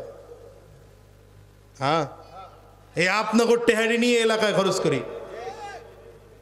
আমার অবস্থা এই, আর আমার সরকার দেয় কত? মাত্র 4,500 টাকা। চেয়ারম্যানের বেতন কত? 4,500। 10,000 নিতে পারে, 4,500 সরকার দেয়, বাকিটা এই ইউনিয়ন পরিষদের ট্যাক্স ব্যাট উঠলে ওখান থেকে নেওয়া যায়। তো আমার এলাকা এমনি ছোট, ট্যাক্স ব্যাট উঠে না, মেম্বারকে বেতন দিয়ে শেষ করবার পারি না, আমি নিমো করতে। ওই তো এর লেগে তো কইলাম যে ওটি চুরি করার ভাও পাই না তো। কিন্তু আমি হিসাব করে দেখলাম চুরি করলে এতদিনে আমার অ্যাকাউন্টে মোটামুটি 1-1.5 কোটি আইতো, মেম্বারটির এক একটার অ্যাকাউন্টে 10-12 লাখ 14 লাখ যেত গা। হেরাও খুশি থাকতো, আমিও খুশি থাকতাম। এখন এলাকায় ঢুকলে দিয়ে মেম্বার এমনি করে থাকায়, মানে এর হিসাব নিকাশি উল্টায় গেছে গা। এখন এলাকার লোকজন বলতেছে হুজুর আগামীবার যদি আপনি নির্বাচন করেন তাহলে হেরা কেউ করবে না, আর হেরা নির্বাচন করলে আপনারা করতে দিবে না। ঠিক আছে, ফাটাফাটি একটা ওই বোঝা আছে কপালে। হাসতেছেন, এটা হচ্ছে দেশের অবস্থা। দেশ কোথায় গেছে আপনি টেরও পাবেন না, কোথায় চলে গেছে। একটা কথা তো আসলে বলতে শেষ করতে চাই, একটা পাতানো নির্বাচন দিয়ে দেশের কোটি কোটি কোটি টাকা, কোটি কোটি টাকা নষ্ট করা হয়, কোটি কোটি টাকা। আপনি জানেন একটা পাতানো নির্বাচন দিয়ে কত খরচ করা হয়? এদেশের বাজেটও তা হয় না। আপনি হিসাব করে দেখেন। আমি আমার একটা ইউনিয়নের মানুষের কাছে হিসাব দিয়েছিলাম যে আমার সাথে 6টা চেয়ারম্যান প্রার্থী ছিল আমার সাথে, তো একজনের খরচ হয়েছে 1 কোটি। যদিও আমার কম হয়েছে, কিন্তু আমার মনে হয় সবচেয়ে কম হয়েছে। মিনিমাম 50 করে তো এক একজনের হয়েছে খরচ। গড়ে গড়ে 50 করে হইলে 3 জনের কত হয়েছে খরচ?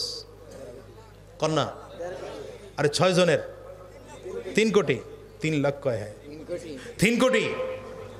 এবার 9 মেম্বার আর হলো ওই যে কি কয় মহিলা, এই কতজন? 12 জন। এক একজনের প্রতিদিন যদি 2 জন করেও থাকে তাহলে 2 জনে 24 জন, মিনিমাম 10 লাখ করে তো খরচ গেছে।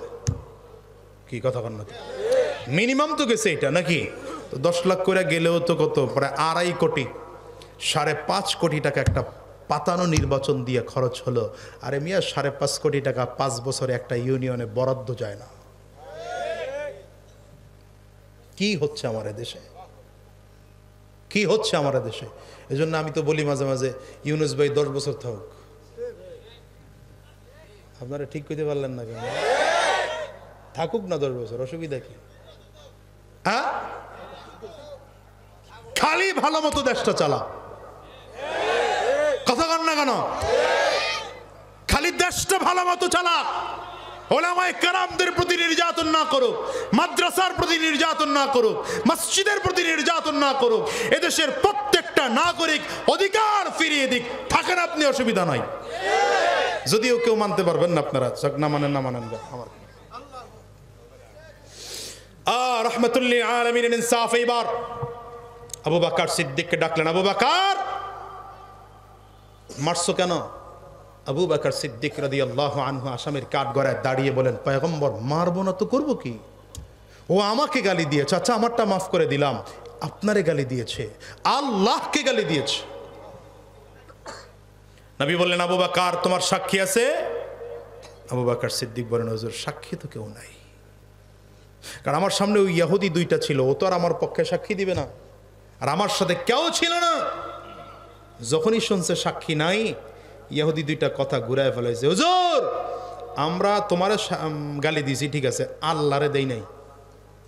ওই যে বললাম যে নবীজি নিজের গালি হজম করতে পারেন, আল্লাহকে কেউ গালি দিবে সহ্য করতে নবী। ইহুদিও জানে যে যদি ধরা খায় যায় তাহলে শাস্তি আমাকে ভোগ করতে হবে। রাহমাতুল্লিল আলামিন ডেকে বলে, আবু বকর শাস্তির জন্য রেডি হও। আবু বকর সিদ্দিক বলেন, হুজুর আপনি যা শাস্তি দিবেন তা মানব, একটা রাত সুযোগ চাই। কয় রাত? কন্যা কয় রাত? আগামীকাল সকালবেলা আপনি যা শাস্তি দিবেন তা মেনে নেব। কারণ রাহমাতুল্লিল আলামিনের সাহাবী আবু বকর সিদ্দিক জানেন, একটা রাত যদি সুযোগ পাওয়া যায়, রাতের বেলায় কেউ কথা না শুনলেও একজন কথা শুনবেন, তিনি কে? আল্লাহ। আঙ্গুলটা উঁচা করে চিল্লায় আওয়াজ করে জোরে বলো। وإذا سألك عبادي عني وإذا سألك عبادي عني فإني قريب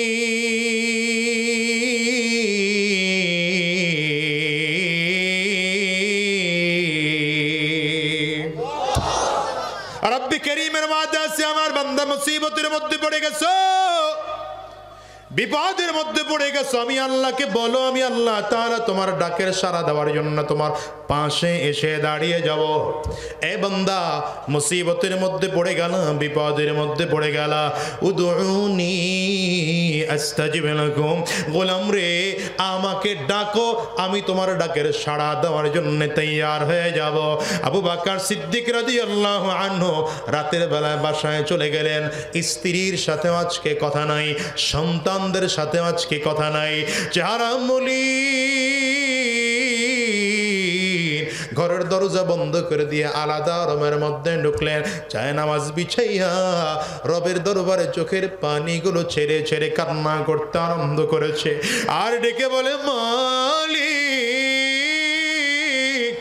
ওই যে ইহুদি তোমার গালি দিয়েছে, দুনিয়ার কেউ জানে না, কেউ শোনে নাই, কেউ শোনে নাই, ও আল্লাহ দুনিয়ার কেউ যদিও শুনে নাই, তুমি তো শুনে ফেলাইছো। আজকে যদি আমি নবীজির সামনে আমার পক্ষে সাক্ষী উপস্থাপন করতে না পারি, তাইলে আমাকে নবীজি শাস্তি দিয়ে দিবেন ওগো আল্লাহ। কারণ ইসলামের ভিত্তি হলো আল বাইয়িনাতু আলাল মুদ্দাই ওয়াল ইয়ামিনু আলা মান আনকারা। নবীজি বলেন, আরে দুনিয়ার সিস্টেমটা হলো এমন যে যে দাবি করবে তাকে সাক্ষী ভোগ করতে হবে। যদি সাক্ষী আমি উপস্থাপন করতে না পারি, তাইলে আমার শাস্তি ভোগ করা লাগবে। আবু বকর সিদ্দিক রাতের বেলায় চোখের পানিগুলো ফেলে ফেলে কান্না করে, আল্লাহ সাক্ষী দুনিয়ার কেউ নাই, কেউ নাই, তবে তুমি যদি সাক্ষী হিসাবে দাঁড়ায় যাও, আমার কাউকে লাগবে না, তুমি আমার জন্য যথেষ্ট। সারা রাত আবু বকর সিদ্দিক কান্না করেছে। সাহাবায়ে কেরাম সব আজকে ফজরের নামাজের জন্য আগে আগে মসজিদে চলে আসছেন। আবু বকরের বিরুদ্ধে আমার নবী কি শাস্তির রায় দেয় সেটা দেখার জন্য সব সাহাবায়ে কেরাম চলে আসছেন। তাকিয়ে দেখেন নামাজের সময় কাছে কাছে হয়ে যায়। আবু বকর সিদ্দিক রাদিয়াল্লাহু আনহু এখন মসজিদের মধ্যে ঢোকেন না। আরে প্রতিদিন আবু বকর প্রথম কাতারের আমার নবীজির একদম পেছনেই এসে দাঁড়িয়ে যায়। আজকে আবু বকর দাঁড়ায় না, নামাজের একটু আগ মুহূর্তে আবু বকর সিদ্দিক রাদিয়াল্লাহু আনহু আসছে, একটা কিনারায় গিয়ে দাঁড়িয়েছেন, চেহারাটা ঢাকা আছে কাপড় দিয়ে, চোখ দুটো একটু একটু করে দেখা যায়, কামতে কামতে চোখ দুটো আবু বকর সিদ্দিকের লাল হয়ে গেছে। হ্যাঁ, আবু বকর চোখের পানিগুলো ফেলে ফেলে কান্না করতেছে। নামাজ শেষ হয়ে গেল, নবী আমার ডেকে বলেন, রে আবু বকর আসামির কাঠ গড়ায় দাঁড়াও। হ্যাঁ আবু বকর, ইহুদির যে গালি দিয়েছ, তুমি যে তুমি তাকে মেরেছ, সাক্ষী তোমার কি বলো? সে তোমার গালি দিয়েছে, কি তোমার সাক্ষী আছে বলো? আবু বকর সিদ্দিক রাদিয়াল্লাহু আনহু মাথা নিচের দিকে দিয়ে চোখের পানিগুলো ফেলে কান্না করেন আর ডেকে বলেন, নবী আমার সাক্ষী কেউ নাই। ইহুদি যে আল্লাহরে গালি দিয়েছে, নবীকে গালি দিয়েছে, সাক্ষী আছেন একজন। আওয়াজ দিয়ে বলেন তিনি কে? নবী আমার ডেক দিয়ে বলেন, হবে না, হবে না, ইসলামের থিওরিতে চলে আসো। আল বাইয়িনাতু আলাল মুদ্দাই, যেহেতু তুমি দাবি করেছো তো সুতরাং তোমাকে সাক্ষী এখানে দেখাতে হবে। সাক্ষী যদি দেখাতে না পারো, শাস্তির জন্য রেডি হয়ে যাও। আবু বকর সিদ্দিকের মাথা নিচু হয়ে গেছে, পয়গম্বর যা শাস্তি দিবেন মেনে নিতে আমি বাধ্য। রাহমাতুল লিল আলামিন এখন আবু বকর সিদ্দিকের বিরুদ্ধে শাস্তির রায় দিবে, শাস্তির রায় দিবে। পাশে কাতিব বসা, নবী আমার ইশারা করবেন, আঙ্গুলটা উঁচু করেছেন। হঠাৎ করে খেয়াল করেন, কে যেন পেছন দিক থেকে আঙ্গুলটা এসে ধরে ফেলেছে। আমার নবী পেছন দিকে ঘাড় ঘোরাবেন, জিবরিল আমিন দাঁড়ায় গায়, পয়গম্বর আল্লাহ পাকের আয়াত নিয়ে এসেছি, আগে আয়াতটা শুনে নেন, এরপরে আবু বকরের শাস্তি যা দেওয়ার তা দিবেন। লাকাদ সামিআল্লাহু কাওলা আলাল্লাযীনা ক্বালু ইন্নাল্লাহা ফাকীরুন ওয়া নাহনু আগনিয়া। আল্লাহ তাআলা আয়াত নাযিল করলেন, পয়গম্বর আবু বকরের সামনে দাঁড় করায় যে ইহুদি দুইটা গালি দিয়েছে, আল্লাহকে ফকির বলেছে, আল্লাহকে ফকির বলেছে। দুনিয়ার কেউ যদিও শুনে নাই, আমি আল্লাহ শুনে ফেলেছি। এই দুনিয়ার মুসলমান, ভালো করে শোনো, এই আবু বকর তো রবের এত পছন্দের আবু বকর, যে আবু বকরের জন্য আমার আল্লাহ তাআলা কোরআনে আয়াত নাজিল করে দেয়। আজকে জিবরিল আমিনকে আমার নবীর কাছে পাঠিয়েছেন, মনে আছে না ভুলে গেছে? জিবরিল আমিন যেই পোশাক পরা, আবু বকর সিদ্দিক সেই পোশাক পরা। আমার নবী ডাক দেয়, ও জিবরাইল, তুমি আবু বকরের পোশাক পরেছ না আবু বকর তোমার পোশাক পরেছে? জিবরিল কয়, পয়গম্বর আমি আমার পোশাক আবু বকর পরে নাই, বরঞ্চ আমি তো আবু বকরের পোশাক পরেছি। শুধু আমি একা নয়, আজকে সব আসমানের ফেরেশতারা আবু বকরের পোশাক পরেছে। কেন গো কেন? কারণ হলো পয়গম্বর আবু বকরের এই পোশাক রবের কাছে এত প্রিয়।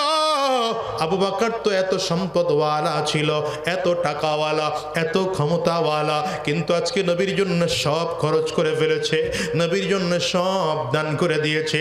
আজকে আবু বকর এত গরীব, আমার মালিক পছন্দ করেছে। এবার আল্লাহ তাআলা আবু বকরকে সালাম দিয়া আমি জিবরিল রে পাঠাইয়া দিছে। এবার জিবরিল আমিন দাঁড়ায় কয়, ইয়া আবু বকর ইন্নাল্লাহা ইয়াকরাউ আলাইকা সালাম। এই আবু বকর, আল্লাহ তাআলা তোমার কাছে সালাম আমাকে পৌঁছায় দিতে বলেছে। ওরে দুনিয়ার যুবক রে, একটা বারের জন্য ফিকির করো, যেই মানুষটা দুনিয়ায় থাকা অবস্থায় আল্লাহ তাআলা তার কাছে সালাম পাঠায়, বলো বলো বলো মানুষটা কত দামি।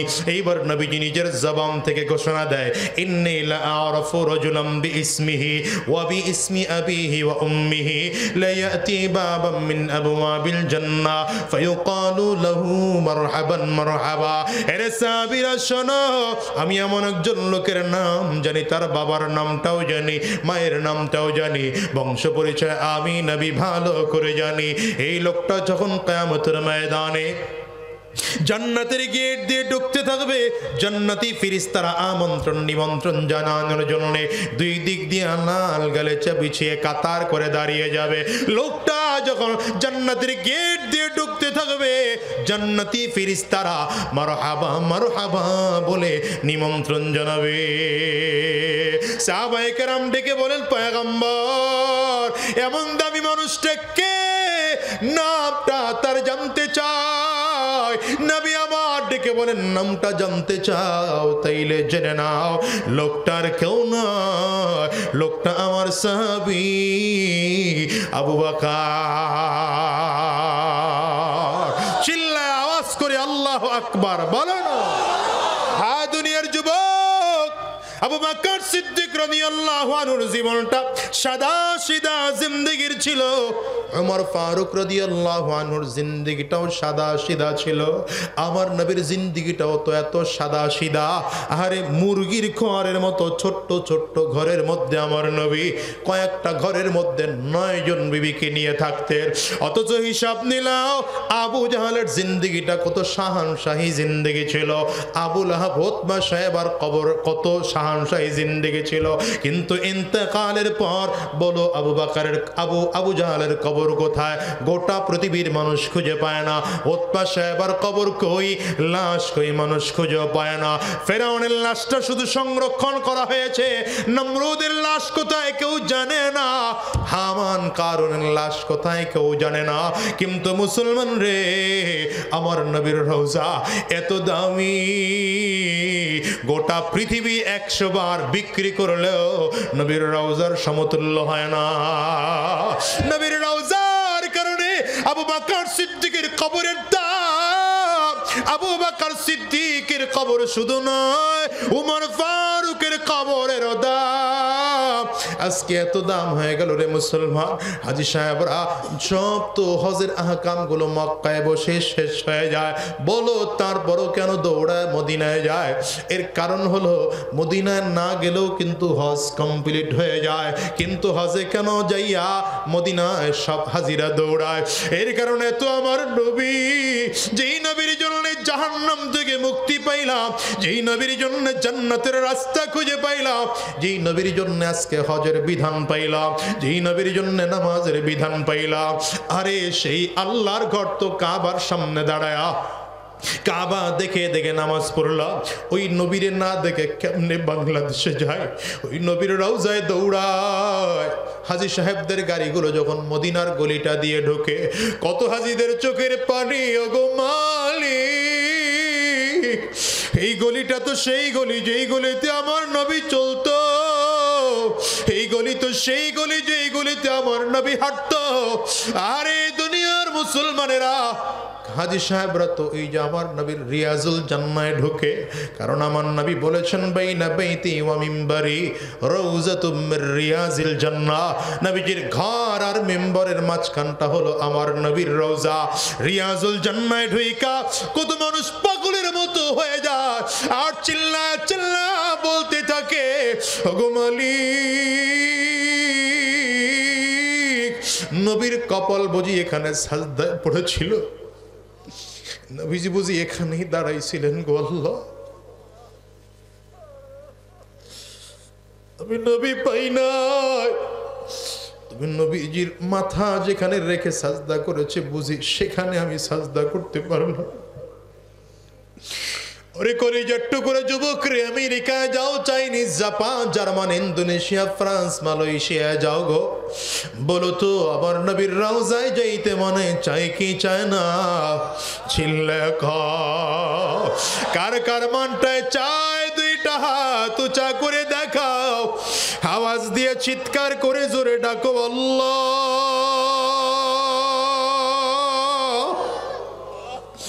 চোখের পানিটা ফেলাইয়া চিল্লায়া মালিক রে ডাক দাও, গো দয়ার মালিক।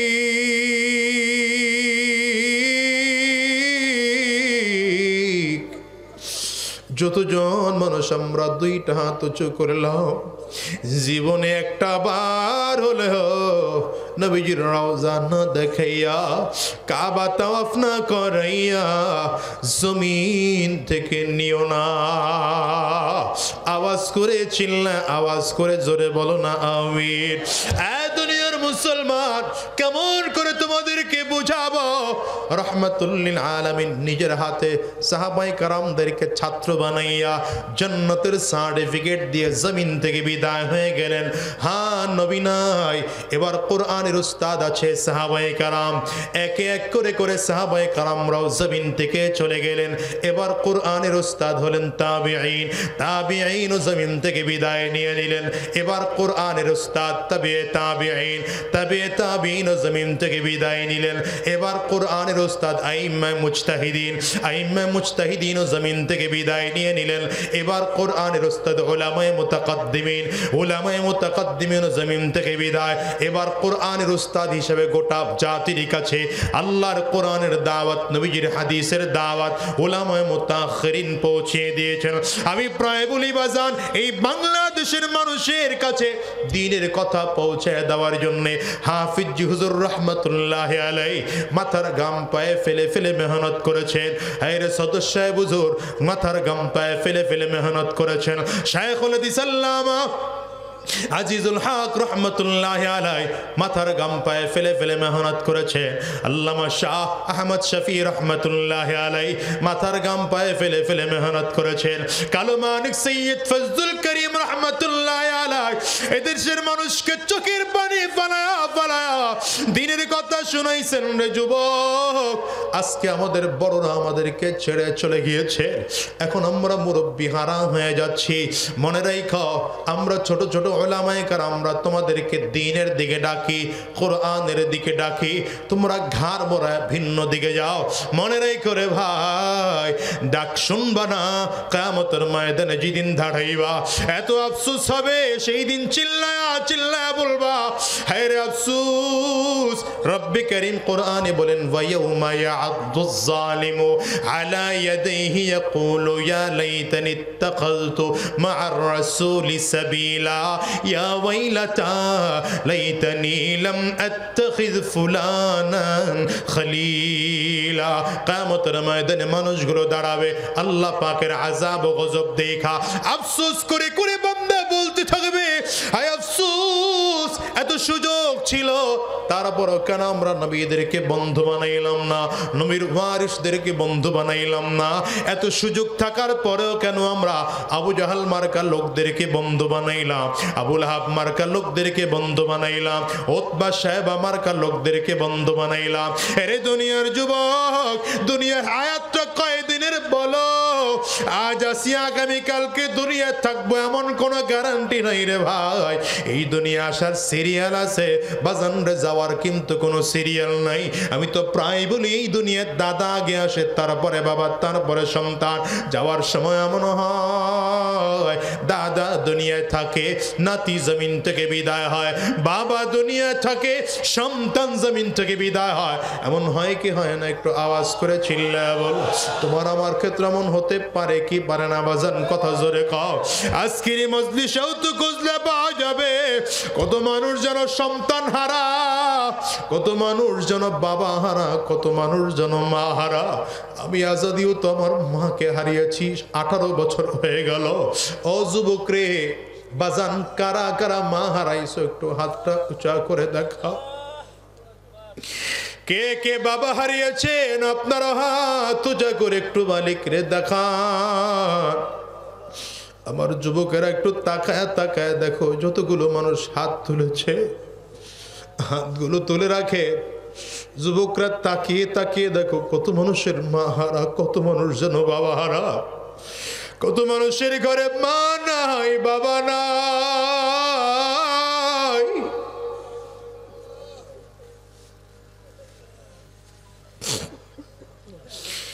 আজকের মানুষগুলো লক্ষ কোটি টাকার বিনিময়ে যদি মাকে চাইতো, মনে হয় যেন লক্ষ কোটি টাকার বিনিময়ে মাকে পাওয়ার জন্য পাগল হয়ে যাইত। এ বাজান, এমন একটা দিন আসবে তোমাকে আমাকেও জমিন থেকে বিদায় হতে হবে। সাবধান করে বলে যাই, রব্বে কারীম বলেন, ইদা জা আজালুহুম লা ইস্তাখিরুনা সাআতান ওয়ালা ইস্তাকদিমুন। মরণ যখন হয়ে যাবে, মৃত্যু নির্ধারিত সময় হবে, এক মুহূর্ত আগেও হবে না, পরেও হবে না। এই দুনিয়ার থেকে যখন জান আজরাইল কবজ করবে, এক মুহূর্ত আগেও করবে না, এক মুহূর্ত পরেও করবে না। এই জন্য মনের মধ্যে বড় ভয়, কোন দিন জানে আজরাইল সামনে এসে দাঁড়িয়ে যায়। আরে কত রাত্রি ঘুমাইতে যাই, মনে হয় জানো সকালবেলা যদি ঘুম থেকে না উঠি তাইলে মরা না হয়ে যাব। বাজান, আজকের এই মাহফিলটার থেকে ওয়াদা করে বের হও। কত শয়তানি রাস্তায় চলেছি, হারাম রাস্তায় চলেছি, শয়তানি রাস্তায় চলেছি। উলামায়ে কেরাম এত ডাকে জাহান্নাম থেকে বাঁচার জন্যে, জান্নাতের পথে চলার জন্যে। কি লাভ উলামায়ে কেরামদের, কি লাভ? ওই যে উলামায়ে কেরাম নবীদের ওয়ারিস, এজন্য উলামায়ে কেরাম নবীদের মতো ফিকির নিয়া তোমাদের কাছে দ্বীনের কথা বলার জন্য আসে, জাহান্নাম থেকে বাঁচার জন্য কথা বলতে আসে, জান্নাত পাওয়ার জন্য কথা বলতে আসে।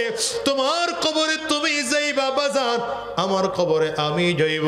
তোমার হিসাব তুমি দিবা, আমার হিসাব আমি দেব। কিন্তু সাবধান, কবর কিন্তু বড় ভয়ঙ্কর। কবর বলে, আনা বাইতুজ জুলমা, আনা বাইতুল ওয়াহদা, আনা বাইতুত তুরাব। কবর বলে, আমি বড় একাকীর ঘর, আমি বড় অন্ধকার ঘর। আমার কাছে সাথী নাই, বাতি নাই, দুনিয়ার কোনো কিছুই নাই। আমি শুধু চিনি আমল। যদি ভালো আমল করে আসতে পারো, আমি কবর ভালো আচরণ করব। আর যদি ভালো আমল করে আসতে না পারো, এরে কপাল পোড়ার দল, আমি কবর দুই দিকের মাটিগুলো একত্রিত হইয়া এত জোরে চাপ মারবো, একটা পাজরের হাড্ডি কিন্তু আর একটা পাজ্জাহি নিয়ে পৌঁছায় দেব। এই জন্য বলে যাই রে বাজার, কোরআনের বিরুদ্ধে চক্রান্ত করো না, উলামায়ে কেরামদের বিরুদ্ধে ষড়যন্ত্র কইরো না। আজকের ময়দান থেকে ওয়াদা করে বের হও, কোরআন ও সুন্নাহ অনুযায়ী নিজের জীবন চালাবো, উলামায়ে কেরামদের সঙ্গী হয়ে হয়ে চলবো। ওয়াদা করতে পারো কারা কারা? দুইটা হাত উঁচা করে আল্লাহকে ডাক, চিল্লায়া জোরে ডাক দাও আল্লাহ, আরো জোরে ডাকো আল্লাহ, চিৎকার করে জোরে ডাক দাও না আল্লাহ। ওগো দয়ার মালিক,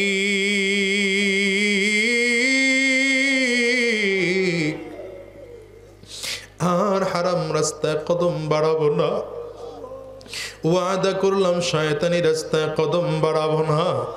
আল্লাহ দ্বীনের পথে চলবো, কোরআনের পথে চলবো, নবীজির সুন্নাহ প্রদর্শিত সুন্নাহর পথে চলবো। আল্লাহ তুমি কবুল করে নাও, কবুল করে নাও, কবুল করে নাও। চিৎকার করে বলো আমিন, আওয়াজ দিয়া জোরে বলো আল্লাহুম্মা আমিন। হাতগুলো নামান। আমার প্রিয় ভাইরা, যা বুঝাতে চেয়েছিলাম, যতদিন এই জমিনে থাকবো নবীজির সুন্নাহ অনুসরণ করে করে চলবো, দ্বীনের পথে চলবো, উলামায়ে কেরামদের সাথে থাকবো। রাজি আছি তো ইনশাআল্লাহ? কথা আর লম্বা নয়, আপনাদের কষ্ট হচ্ছে, আমারও কষ্ট হচ্ছে। এই কথাগুলোর উপরে আল্লাহ তাআলা সহি কথাগুলোর উপরে আমল করার তৌফিক দান করুন। ভুল ত্রুটি আল্লাহ তাআলা আমাকে সর্বপ্রথম মাফ করে দিক, আর যদি কেউ ভুল ত্রুটি করে থাকে আল্লাহ তাদেরকেও মাফ করুন।